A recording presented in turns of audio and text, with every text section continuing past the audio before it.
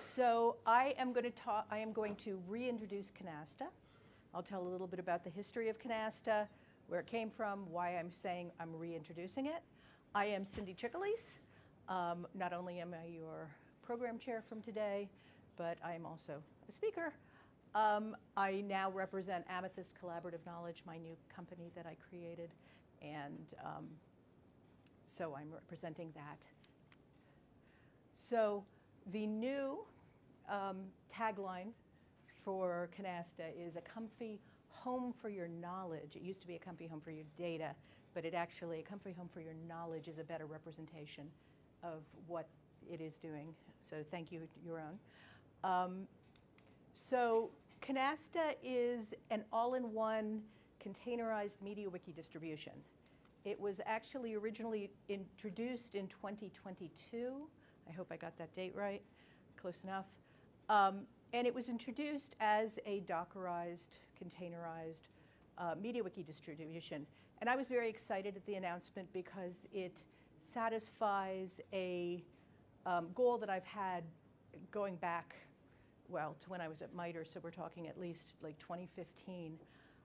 There needs to be an easy way to install, upgrade, and maintain MediaWiki. Somewhere when you want to go from one MediaWiki version to another, you can just issue a few commands, and it knows what to do and will upgrade it for you. And that has always been a challenge. So I created an Ansible-based solution for that when I was at MITRE that was very specialized to our use case. NASA has created Meza, which is a wonderful Ansible-based solution also to help with that. But with the advent of containerization, I felt it was really important and valuable to have not only the power of an orchestrator that is helping you to install, upgrade, and maintain MediaWiki, but I think that a containerized architecture is a very good architecture underneath to support that. And that was what Canasta aimed to provide. It's built both for small and large wiki setups. So it's obviously not going to scale up to Wikipedia scale, but it does handle very well small personal wikis up to larger enterprise. It's been used in a number of different environments, larger enterprise deployments. It comes pre-packaged with more than 170 extensions and skins that you can easily enable, and they have been validated individually to all work with the underlying, the current version of Canasta uses MediaWiki 1.43, and those skins work with, and extensions work with 1.43 and are ready to enable.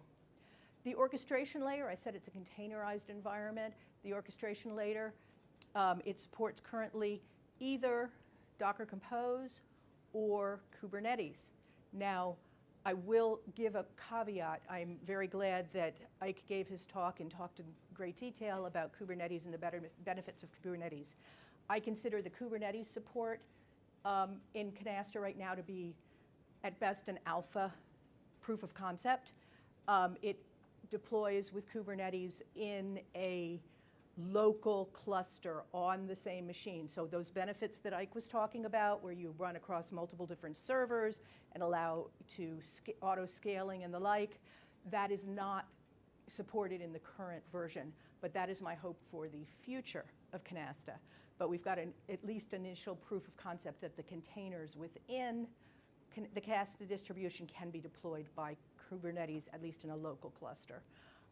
The Docker Compose orchestrator is much more highly utilized right now in Canasta, and in fact, there are a number of customers and users in a variety of different areas at this point using Docker Compose. One of the nice features of it is that there is a command line interface to Canasta, and that was one of the things that I was super excited about, was the ability to take away a lot of the ambiguity, tedium, difficulty of figuring out what the appropriate set of commands are to accomplish various actions for your MediaWiki environment. And so this command line interface was introduced originally in 2023. It's had some issues that I'm going to talk about, which now, as part of this reintroduction, we now have a working command line interface. And it also supports wiki farms. You can deploy Canasta and have a single wiki on it, or you can add additional wikis to your Canasta environment to support multiple ones, and they can have different naming schemes so that you can actually have different domain names all pointing to the same distribution and that are run and serviced by the same code base.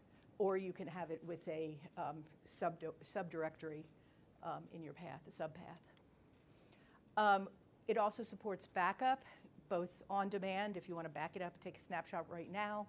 It also allows you to use a cron-like interface to schedule backups regularly. It uses Rustic underneath to do your backup for you.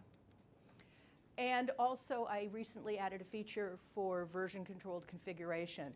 So the backup will back up your entire Canasta instance with all of the data, all of the config, everything as a block.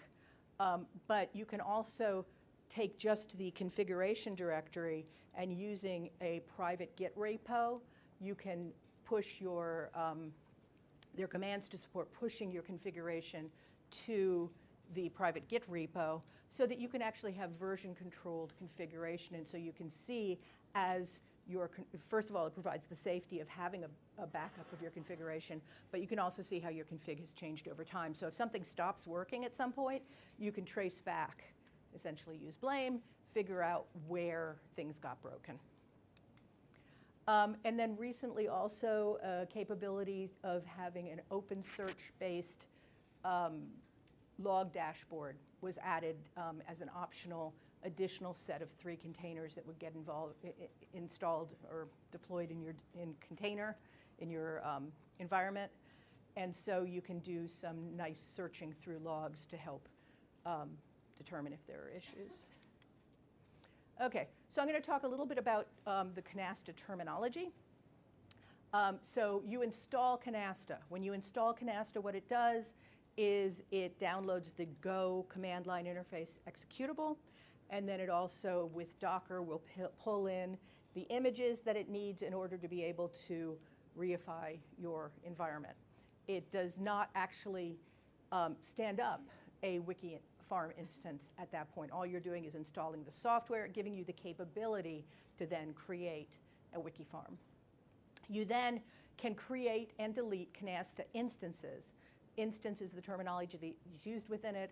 You can think of that as synonymous with a wiki farm. However, an instance can also serve just a single wiki. It doesn't have to be treated as a farm, and it doesn't have to look like a farm. So you can create and delete at will instances. You can actually create multiple Canasta instances on the same server. However, there's a caveat with that, is that you have to worry about port contention. You can, like on my laptop for testing, I very often create multiple Canasta instances exposed on different ports, and that's very useful for testing. However, if you're doing it on a live server, Canasta will actually go out to Let's Encrypt and get certificates. And if you wind up with multiple, if you're trying to get multiple certificates over different ports, it is not going to work. It is going to fail. So you would have to have some sort of proxy in front of your server to be able to serve the multiple Canasta instances. The reality is that most users of Canasta on this are going to run with a single Canasta instance per server, unless they're doing testing on a local instance. And then once you have your Canasta instance deployed, you can then add and remove additional wikis. When you create a Canasta instance, it always creates the first wiki. Okay, so you're ready to run if all you want is a single wiki. But if you want additional wikis, you can create and delete them at will. And it will support that. There will be no cost. Now, the one caveat is that it does need to do a restart of your containers in order to pick up the new. It's really Caddy that needs to get restarted and needs to generate a new config file to tell it where to find the wikis, and what their domain name is. So their routing. So in the Docker Compose environment, that's going to cause a momentary loss of the existence of your wiki farm as it restarts. However, the hope is, again, with a future Kubernetes deployment, that you can do more of a seamless restart where you spin up the new container and then spin down the old. So you can add and remove wikis if you have an environment that you want to test things in and you want to spin up a new instance and enable a different set of extensions, you can. The conf.json file on the left is the configuration that says where are the Canasta instances that exist on this host. And that, again, in most servers, you will have a single Canasta instance running. And so that's what this identifies. In the process of putting together this presentation, I noticed that there was this dead orchestrators field here that is not used for anything, that is going to be going away shortly. But the instances block is important. Then you will also, when your first wiki is created, we'll get a wikis.yaml file. And it says, what are the wikis that are running on my wiki farm? So it'll start out with just one, and then it'll add additional ones. The important things to note are the ID, which corresponds to the wiki ID, which corresponds to the database schema that holds the wiki. The last one is the name. You can have a display name, a user-friendly name for your wiki that gets displayed at the top that does not have to be the same as the database name. And then the URL, the first one defaults to, well, you can tell it what the domain name to use for your wiki and the routing. But then as you add additional ones, you can either do this path-based resolution for your wikis, or if you had a subdomain that was your name server maps, you could do docs.example.com. And so to users, it might look like it might be a completely different server, but it's actually resolves to the same actual server. So what do we get then inside of your containers? So you've got some host, some server, that's running either Docker or Kubernetes. And inside you have various containers that are going to be running, handling different parts of the system. So we've got Caddy, which is going to be acting as a reverse proxy. One of the things it does is SSL termination, but that's optional. You can turn that off if you, in your network, have another component that's handling the SSL termination for you. And then it will not go out to Let's Encrypt. It will not try and get a certificate. That would be offloaded to something outside of Canasta. But it also does the wiki farm routing, that bit of, what do we interpret as being wiki A versus wiki B versus wiki C? Caddy is what does that and routes the code, sets up the environment correctly so that it can find. And then Varnish, we just recently actually, for Odd in his Juggle presentation earlier today mentioned that he just, last week when I was talking to him, was like, we were talking and I'm like, yeah, it would be cool if it ran on Canasta. He's like, well, I guess I could try and do that. So in the last week, he got Juggle redeployed, running on top of Canasta, which is very cool.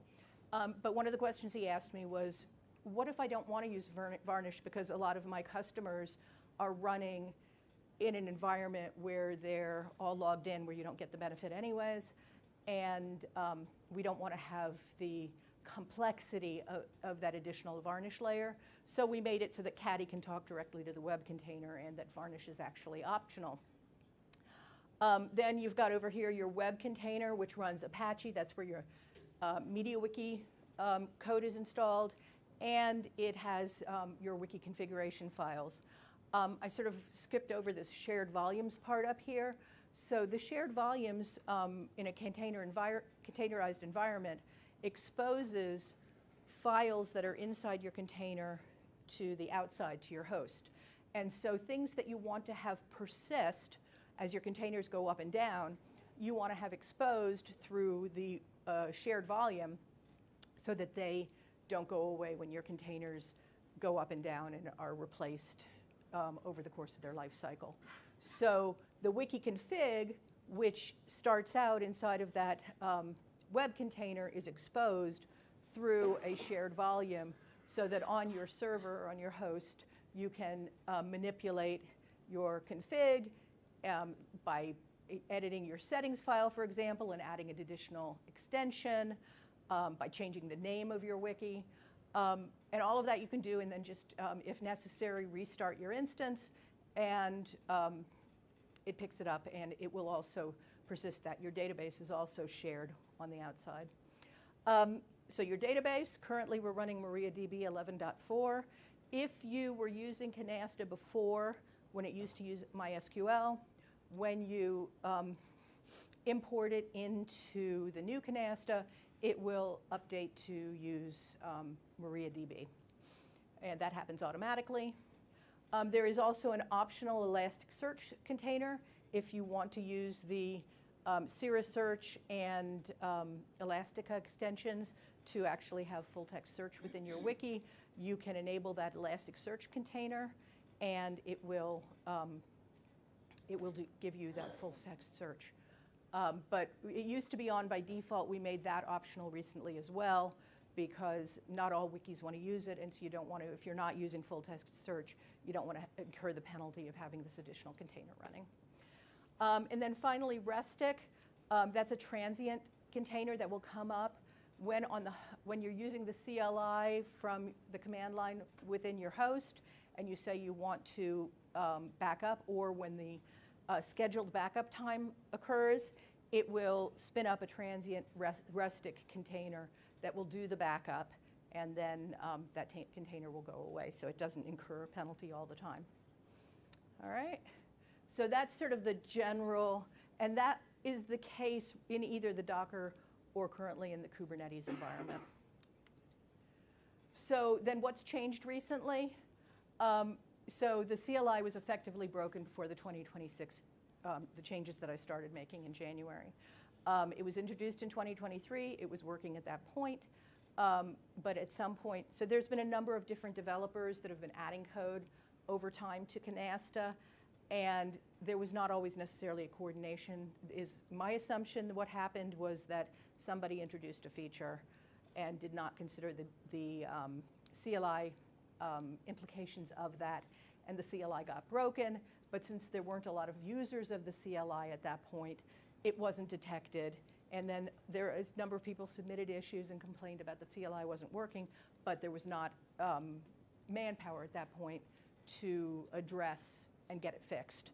I wound up having a little bit of time on my hands coming early this part of this year, and I, again, was very passionate about the fact that we needed something to make it easy to install, update, and maintain MediaWiki, and so I threw in 100% with Canasta.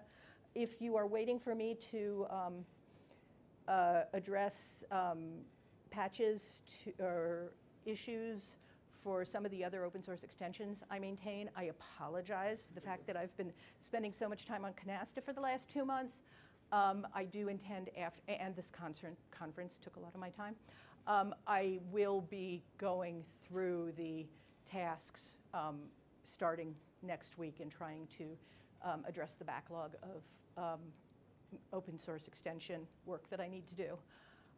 But the CLI was effectively broken at some point between 2023 and the beginning of 2026, and I've spent a lot of time working on it.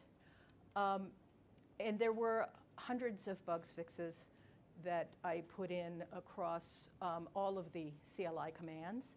And so it is now working very well. And one of the other key things that I have done, or that has happened, not really something I did, is that people were using Canasta, using the images of Canasta, but not really using the whole system, of course, because the CLI was broken. When I started fixing it, the first thing I did was, I said, I have a new consulting practice, Amethyst Collaborative Knowledge. I have to say the name as often as possible. I decided to set up first a website, and then, of course, it has to be a wiki, right? And so I'm using Canasta as the basis for that. So a lot of the process of using Canasta surfaces the, really 5 minutes? Surfaced a lot of bugs. The first wave of bugs fixes were things that just plain didn't work, right? But the next phase of bug fixes was making it so that it worked better or it wasn't ambiguous. So I put a lot of work into that by using it. I also have a customer now in Dubai that I was very grateful that I was able to convince to use Canasta to upgrade their environment from 1.39 to 1.43, and Canasta is serving us very well as a substrate for that. Other people I know of, just said that he converted to using Canasta. The more users we get of Canasta, the more exercise we'll get to using it in different ways and in different modalities, and that will help me. So please, if you use Canasta, and if something just feels awkward or doesn't look right or just plain is broken, please submit an issue or reach out to me, but preferably submit an issue, and I will address it. So, but the more users we get, the more we can trust it as the basis. Multiple rounds of comprehensive code audits. I don't want to go out on a whole tangent about Claude Code. I will say that I have been using Claude Code as a junior assistant to help me in some of these activities for doing the things that are routine, time-consuming, boilerplate. I always review. I'm not an advocate of vibe coding. I always review anything that Claude does. And in fact, once I review it and I'm happy and submit a PR, we have another round of review, which is usually your own, going and reviewing the patches before they actually get merged into the code base. So I'm not letting Claude Code willy-nilly manipulate the Canasta code base, but I am using it for productivity improvements. I am very ambivalent about LLMs, but I cannot deny the fact that it has been a force multiplier for some of the things. I would not have been able to get so much done with Canasta over the last 2 months without using Claude Code. It is a very, just like using an ID and using whatever. It is, as long as you're checking the output, it hallucinates multiple times.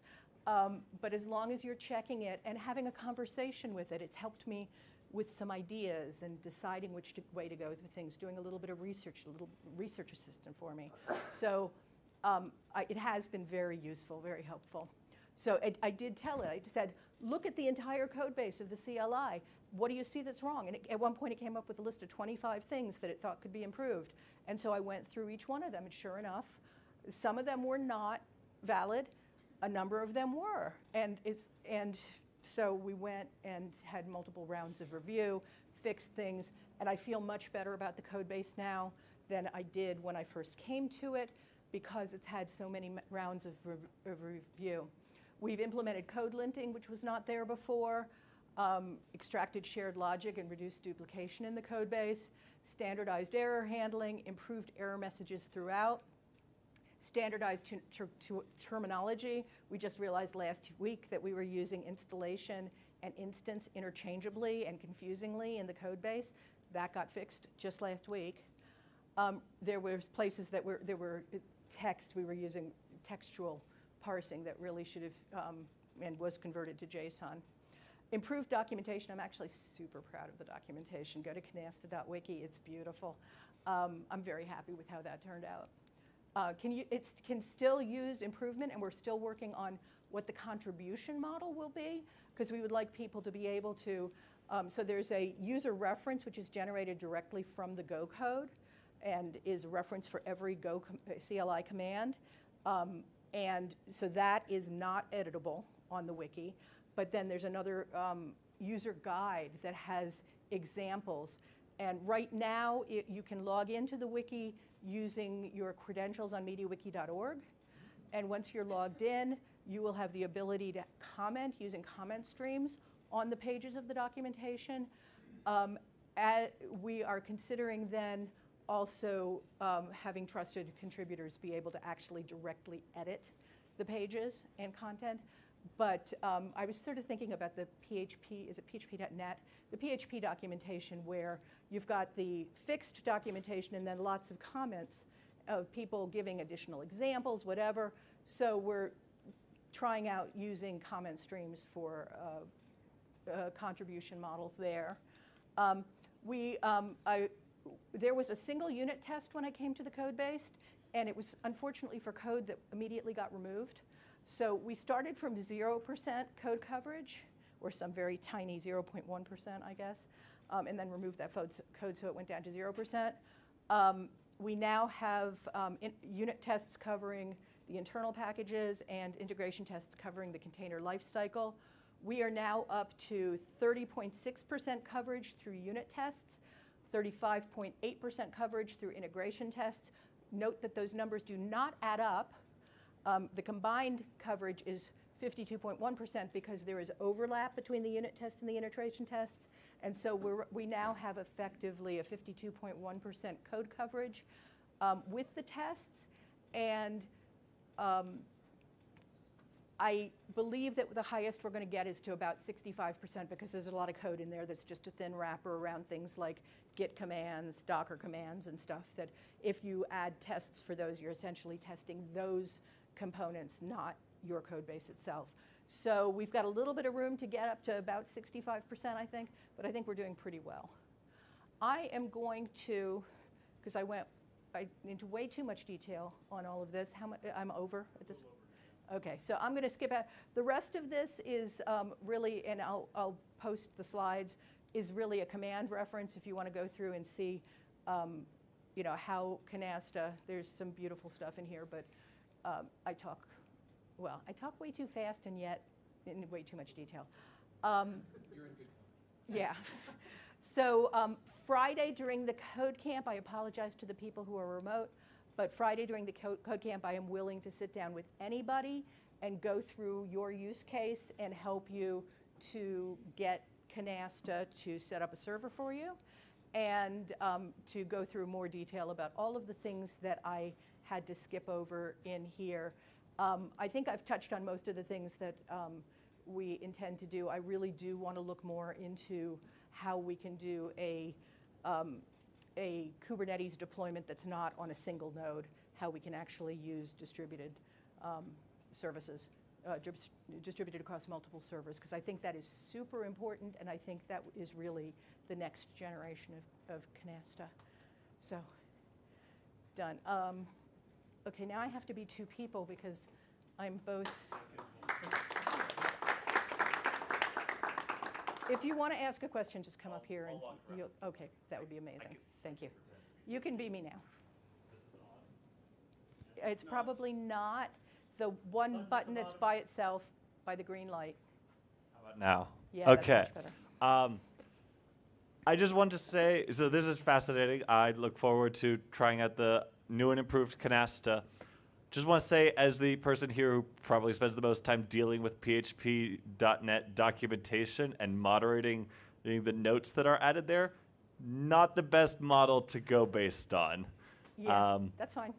It's As I said, the process of trying to add new comments and the process of taking those suggestions and adding them to the static documentation is something that leaves a lot to be desired. If I could suggest something like using approved revs, where people could say, here's the change I want to make, and then you can just approve it if it's correct.